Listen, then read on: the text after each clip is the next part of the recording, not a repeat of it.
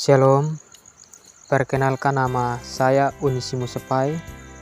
Saya mahasiswa dari Institut Agama Kristen Negeri Kupang, kelas C semester 6. Tugas UAS homiletika yang diberikan oleh Bapak dosen untuk kami mahasiswa membuat salah satu khotbah. Ayat firman Tuhan yang saya pilih dalam kitab Pengkhotbah 11 ayat 9 hingga ayatnya yang ke-10. Dengan tema pemuda-pemudi melangkah untuk membangun diri dan menata masa depan. Mari kita menyaksikan video selanjutnya. Shalom. Sebelum kita membaca dan merenungkan firman Tuhan pada siang hari ini, mari kita mengambil bagian untuk berdoa kepada Tuhan. Mari kita berdoa. Bapa kami yang ada dalam kerajaan surga, Bapa yang maha dan kasih, kami sangat berterima kasih kepadamu karena berkat dan anugerah yang begitu baik kepada kami semua yang ada di tempat ini. Sehingga Bapa dapat mempertemukan kami di tempat ini untuk membaca dan merenungkan sedikit dari sabda kebenaran firman-Mu. Tetapi sebelumnya kami membaca dan merenungkan firman-Mu, Tuhan silakan ada bersama dengan kami, siapkanlah hati kami satu persatu, sehingga apa yang kami baca dan merenungkan pada saat ini biarlah menjadi bekal bagi kehidupan kami Bapa di surga. Bapa kami yang di surga, inilah doa kami, dengarkan sama doa ini hanya di dalam nama Yesus Kristus. Haleluya.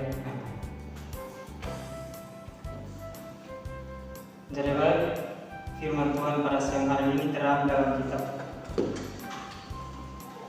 Pengkhotbah 11 ayat 9 hingga ayatnya ke-10. Dengan tema terlibat di dalam Alkitab, nasihat bagi pemuda-pemudi. Ayatnya yang ke-9, bersukarialah hai pemuda dalam kemudaanmu, biarlah hatimu bersuka pada masa mudamu, dan turutilah keinginan hatimu, dan pandang matamu. Tetapi kita ketahuilah bahwa karena segala hal ini Allah akan membawa engkau ke pengadilan. Ayat yang ke-10, buanglah kesedihan dari hatimu dan jauhkanlah penderitaan dari tubuhmu, karena kemudahan dan fajar hidup adalah sia-sia. Berbahagialah orang yang membaca dan merenungkan firman Tuhan, biarlah akar yang dilakukan dalam kehidupan setiap hari. Shalom. Tema yang saya pilih pada siang hari ini yaitu pemuda-pemudi melangkah untuk membangun diri dan menata masa depan. Jadi baik, sebelum kita berdiri di tempat ini, saya merasa bahwa saudara-saudara pasti punya keinginan dan saudara-saudara pasti punya pengharapan. Di mana kita sebagai seorang diri atau sebagai seorang pemuda, kita punya pengharapan itu banyak sekali, kita punya keinginan itu. Kita punya keinginan itu, ada yang kita punya keinginan untuk kita punya masa depan, dan ada kita punya pengharapan untuk kita punya masa depan. Dan di situ juga ada punya pengharapan untuk lain daripada masa depan, dan juga punya keinginan lain daripada masa depan. Jadi saudara-saudara yang diberkati oleh Tuhan Yesus Kristus, hari ini kita akan tahu bagaimana kita seorang pemuda menghadapi masa-masa depan yang sangat sulit bagi kehidupan kita. Jadi baik, saudara-saudara yang diberkati oleh Tuhan kita Yesus Kristus, kita sebagai seorang pemuda biasanya kita disalahkan terus-menerus. Tetapi jangan pernah merendahkan dirimu, tetapi semangat untuk berproses. Karena dari sebuah proses bisa menghasilkan sebuah kebahagiaan yang dapat mendatangkan kepada diri kita sendiri. Biasanya kita sebagai seorang pemuda ini, biasanya kita membuat segala sesuatu, biasanya mereka disalahkan terus-menerus. Biasanya kita membuat segala sesuatu, kita buat sini, mereka disalahkan kita buat sini, mereka disalahkan kita, bahwa itu semua salah. Tetapi mereka tidak berpikir bahwa kita sebagai seorang pemuda ini kita harus berperan penting. Jadi saudara-saudara yang diberkati oleh Tuhan kita Yesus Kristus, kita jangan merasa untuk merendahkan kita punya diri sendiri. Karena kadang-kadang kalau orang sudah membuat kesalahan atau kita membuat kesalahan, lalu orang menyatakan bahwa kita itu sudah salah.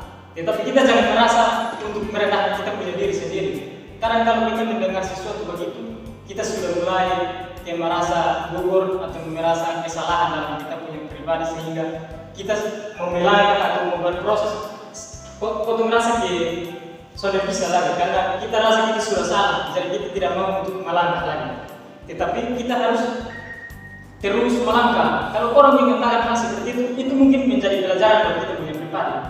Jadi kita jangan menganggap bahwa itu kesalahan sampai selama-lamanya potong harus salah terus. Tidak, tetapi kita harus belajar dari kesalahan sehingga bisa kita menemukan pada hal yang bisa baik. Jadi baik, saudara-saudara yang diberkati dalam Tuhan kita Yesus Kristus, dari ayat firman Tuhan ini sudah tertulis bahwa hidup manusia itu punya keinginan dan harapan. Dari kata keinginan dan harapan berarti ada sebuah masa depan yang kita harapkan untuk bisa mempunyai dalam kehidupan kita. Waktu saya masih SD, saya punya guru agama sana bertanya kepada saya bahwa saya punya cita-cita itu mau jadi apa. Saya di situ semua orang dari antara kami 20 lebih, saya bersama saya punya teman-teman, mereka berkata bahwa ada yang jadi polisi, ada yang jadi tentara, ada yang jadi seorang guru. Tetapi saya jawab saya punya guru bahwa saya punya cita-cita saya menjadi desa. Karena itu saya punya keinginan dan saya punya harapan. Tetapi mungkin dari situ Tuhan berkehendak bahwa saya mesti punya hidup seperti ini, jadi saya harus melangkah terus-menerus untuk menempuh masa yang saya inginkan atau saya punya harapan. Jadi kita sebagai seorang pemuda-pemudi, kita jangan menganggap diri kita bahwa kita itu merasa bahwa kita itu tidak bisa untuk melangkah, tetapi kita harus anggap kita punya diri bahwa saya berbuat hal yang tidak baik, tetapi saya harus terus-menerus untuk berbuat sehingga menjadi hal yang terbaik. Jadi baik, saudara-saudara yang diberkati dalam Tuhan Yesus Kristus, rencana Tuhan tidak pernah gagal dalam hidup kita. Kita lihat dalam kitab Ayub 42 ayat 2. Aku tahu bahwa engkau sanggup melakukan segala sesuatu dan tidak ada rencanamu yang gagal. Dari ayat firman ini menjadi sebuah contoh bagaimana kita semua pemuda-pemudi yang ada di tempat ini, kita harus belajar seperti Nabi Ayub. Dia itu kehilangan segala dalam kehidupannya, tetapi dia tidak pernah kehilangan harapan dan iman. Dia percaya bahwa Tuhan akan memberikan masa depan yang terbaik bagi kehidupannya. Dari ayat firman Tuhan yang ada di dalam kitab Ayub, kita sudah mendengar bahwa itu sebagai seorang nabi juga dia itu masih dicobai. Apalagi kita sebagai seorang pemuda-pemudi, kita tidak akan dicobai karena kita ini selalu dicobai oleh Tuhan, selalu dicobai oleh manusia. Bagaimana kita ini hidup di dunia untuk kita bisa mengikuti apa yang ada di dunia. Kita biasa dicobai oleh Tuhan itu karena begini. Tuhan itu mencobai kita, bagaimana kita harus mampu untuk bisa tetap mampu untuk bertahan dalam kau punya keyakinan kepada Tuhan atau tidak, atau hanya kita yang sedikit cobaan tetapi kita bisa lari dari kenyataan. Padahal itu hanya Tuhan mencobai kita, bagaimana kita harus tetap bertumbuh dalam Dia punya kerajaannya. Jadi baik, saudara-saudara yang diberkati oleh Tuhan kita Yesus Kristus, demikian juga dalam kehidupan kita jangan pernah kehilangan harapan dan iman. Kita percaya kepada Tuhan bahwa Dia akan memberikan masa depan yang terbaik.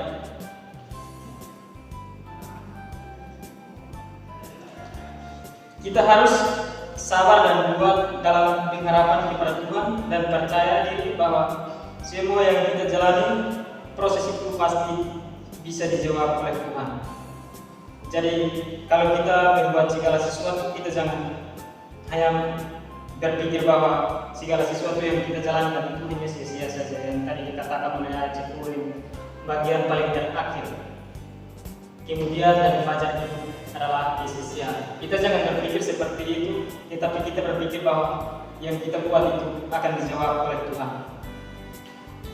Jadi baik, saudara-saudara yang diberkati dalam Tuhan kita Yesus Kristus, tetapi kita harus punya satu sisi yang paling menjadi dasar dalam pribadi kita, yaitu kita harus Kembangkan keinginan kita sehingga menjadi cahaya untuk menyinari masa depan yang cerah dan menjadi pribadi yang berguna bagi semua orang. Dari yang pertama, bagian pertama renungan kita yang saya menyatakan bahwa kita sebagai seorang pemuda biasanya kita disalahkan, tetapi mereka tidak tahu. Kita ini sebagai teladan, kita ini sebagai pemuda yang mereka tidak tahu, tetapi kita ini sebagai teladan untuk bisa membentuk otonomi pribadi dan bisa berdiri di depan untuk bisa menghadapi segala sesuatu yang akan datang. Tetapi mereka itu biasanya disalahkan bahwa kita membuat segala sesuatu itu salah, tetapi mereka tidak tahu. Tetapi dalam firman Tuhan ini kita bisa tahu bahwa kita sebagai seorang pemuda itu kita sangat-sangat berperan penting dalam sebagai seorang pemuda. Saudara-saudara yang diberkati oleh Tuhan kita Yesus Kristus, tetapi kita harus punya satu. Saudara-saudara yang diberkati dalam Tuhan kita Yesus Kristus, kita harus menanamkan keinginan kita dari masa muda kita sekarang sehingga kita tetap bertumbuh di mana kita menjalani sebuah proses. Ada dua hal yang paling penting oleh seorang muda yang dapat menghadapi dalam kehidupan, yaitu penderitaan dan kesedihan. Sekarang ini kita lihat saja bahwa kalau kita sebagai seorang mahasiswa memang kita sangat-sangat menderita, sangat-sangat sedih. Terkadang itu kita punya kesedihan dan penderitaan itu kita menceritakan kepada semua orang. Sekarang kita duduk 1, 2, 3 orang itu kita menceritakan kita punya kesedihan dan kita punya penderitaan. Tetapi di suatu saat kita biasa sedih dan menderita, tetapi kita tidak menceritakan kepada banyak orang. Dari situ kita lihat saja bahwa selama pandemi COVID-19 mendatangkan sebuah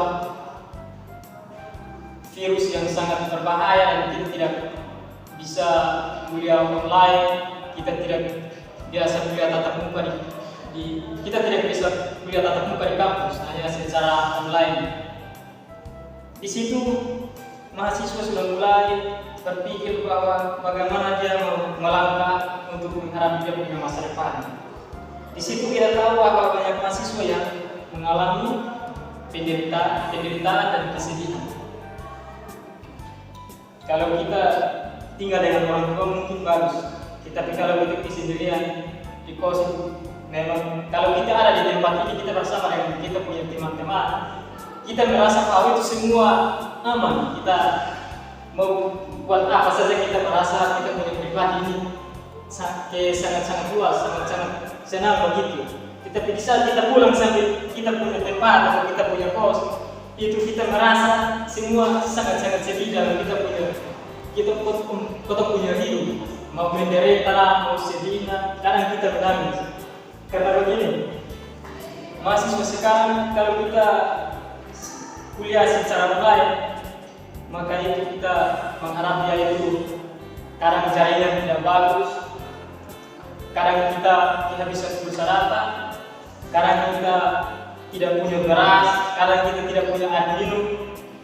Kita sudah mulai merasa lelah, sudah mulai merasa menderita, sudah mulai merasa sedih. Itu yang kau hadapi dalam kita punya kehidupan setiap hari. Tetapi dalam firman Tuhan mengatakan bahwa kalau kita merasa sedih dan menderita, kau harus ceritakan kau punya kesedihan dan penderitaan kepada Tuhan, sehingga Tuhan bisa dapat membuka jalan bagi kau punya kehidupan. Karena itu saudara-saudara yang diberkati oleh Tuhan, kita dipanggil untuk tidak cemas karena memikirkan segala kehidupan hidup yang serba dan sulit dijangka. Karena semua kampus diliburkan agar mahasiswa dapat mengajarkan tugas atau ujian secara online di rumah. Saudara-saudara yang diberkati dalam Tuhan kita Yesus Kristus, dari semua firman Tuhan saat ini mengajak kita untuk tidak hanya mengerahkan pandangan kita pada semua kesusahan sekarang ini, sebaliknya mengajarkan kita untuk bangkit menata kembali iman kita kepada Allah. Dari firman ini yang tadi saya dapat rangkum dalam penderitaan dan kesedihan ini kita jangan Jangan berpikir bahwa tiba-tiba ini COVID dia hanya datang begitu saja. Tetapi dia hanya datang untuk mencobai apakah kita sebagai seorang pemuda-pemudi kita punya pengertian atau kepercayaan kepada Allah itu seperti apa. Kita tetap percaya kepada Tuhan atau hanya kita begitu saja menjalani kita punya pribadi dengan secara kesendirian, tetapi tanpa Tuhan kita sadari bahwa selama COVID-19 berada di sini kita bersama dengan Tuhan sehingga kita masih ada sampai saat ini. Berarti kita itu sebagai seorang yang percaya kepada Bapa. Saudara-saudara yang diberkati oleh Tuhan kita Yesus Kristus, jangan sedih dan menderita dengan keadaan yang kita alami dalam kehidupan kita. Karena di suatu saat nanti kesedihan dan penderitaan itu akan diganti dengan sebuah kebahagiaan. Dalam kitab Markus 11 ayat 24. Karena itu aku berkata kepadamu, apa saja yang kamu minta dan doakan, percayalah bahwa kamu telah menerimanya, maka hal itu akan diberikan kepadamu. Saudara-saudara yang diberkati dalam Tuhan Yesus Kristus, hidup kita tidak mungkin berjalan sesuai dengan apa yang kita rencanakan, tetapi hidup kita akan berjalan sesuai dengan apa yang Tuhan siapkan bagi kita. Jadi dalam ayat firman Tuhan yang tertulis dalam kitab Markus ini sudah mengatakan kepada kita bahwa kita semua ini harus menjalani semuanya itu dalam doa. Di mana-mana kita menjalani segala sesuatu dengan kesendirian tanpa bersama dengan Tuhan, itu yang dikatakan dari ayat firman Tuhan bahwa semuanya akan sia-sia. Tetapi kalau kita berbicara dalam firman Tuhan dan kita mengikuti, berarti semuanya itu akan diberi kepada kita dengan apa yang kita minta dan apa yang kita inginkan. Saudara-saudara yang diberkati dalam Tuhan Yesus Kristus, ketika kita melangkah untuk menjalani sebuah proses, akan ada hal-hal atau cobaan yang datangkan silih berganti sehingga membuat kita menderita, merasa putus asa dan tidak mampu untuk menghadapi sebuah proses. Tetapi kita berpikir bahwa di mana kita berada dan menjalani sebuah proses, Tuhan tidak pernah meninggalkan kita. Dia selalu ada bersama dengan kita di mana kita berada. Saudara-saudara yang diberkati dalam Tuhan kita Yesus Kristus, kita dengan sungguh-sungguh dan berdoa kepada Tuhan, semua kesulitan dan penderitaan dalam kehidupan kita akan Tuhan membuka jalan bagi semuanya. Karena rencana Tuhan lebih baik dari semua yang kita harapkan. Karena kita punya rencana itu lain daripada Tuhan, tetapi Tuhan menyiapkan kita punya rencana itu di lain daripada yang kita rencanakan. Karena kita rencana lain, Tuhan menyiapkan kita punya rencana itu. Kita punya rencana itu dia sepertinya rahasia Tuhan. Jadi kita punya rencana itu saya ingin jadi orang seperti ini, saya punya pengharapan seperti ini. Tetapi Tuhan sudah berencana itu menjadi sebuah rahasia bagi Tuhan yang kita punya pribadi kita tidak tahu bahwa apa yang di depan saya harus buat, apa yang di depan saya jadi orang seperti ini. Tetapi itu Tuhan sudah siapkan.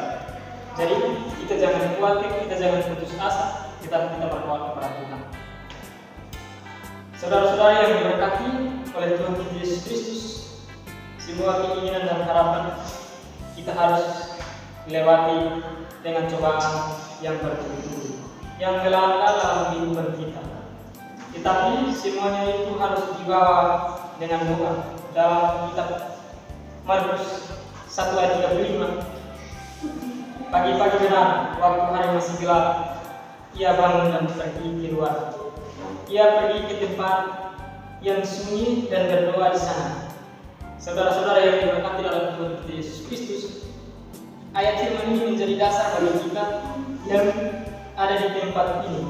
Sehingga jangan bosan berdoa, tetapi harus berdoa. Karena jauh atau dekat, doamu akan dijawab oleh Tuhan. Biasanya dalam ayat firman Tuhan ini sudah mengatakan bahwa Tuhan Yesus saja masih pagi-pagi, hari masih gelap, dia sudah pergi untuk berdoa. Sekarang kita sebagai pemuda-pemudi yang sekarang, kita tidak pernah tahu bahwa hari Minggu pagi kita bangun untuk mempersiapkan diri, kita bangun untuk berdoa, mengambil sikap yang baik untuk kita berdoa kepada Tuhan. Tetapi hari masih pagi yang kita paling cek pertama kali itu kita harus cek kita punya HP. Ini malam foto punya Facebook ada masuk berapa yang itu. Ini pagi yang di WA ada berapa orang yang cek. Tetapi kita tidak tahu bahwa kita sebagai seorang pemuda peduli hari masih pagi itu kita harus bangun untuk mempersiapkan diri berdoa kepada Tuhan. Karena di malam kita beristirahat Tuhan selalu ada bersama dengan kita. Kita tidak sadar untuk bersyukur kepada Tuhan. Kita bangun dengan bangun kita langsung ambil kita punya HP. Kita tidak ingat bahwa Tuhan selalu ada bersama dengan kita kalau kita semalam hari kita beristirahat. Jadi baik, firman Tuhan yang saya sudah dapat sampaikan, saya dapat menyimpulkan bahwa Tuhan di mana kita berada, Dia selalu ada bersama dengan kita. Sesuatu yang tidak baik itu kita buat dan sesuatu yang baik itu kita buat, atau sesuatu yang tidak baik itu kita lakukan dan sesuatu yang tidak baik itu kita lakukan, kita berpikir bahwa kita di waktu itu kita kesendirian. Tetapi di situ Tuhan selalu ada bersama dengan kita. Kita berbuat tidak baik juga pun Tuhan sudah tahu, Tuhan sudah bersama dengan kita. Jadi di mana kita berada, Tuhan selalu kawal kita.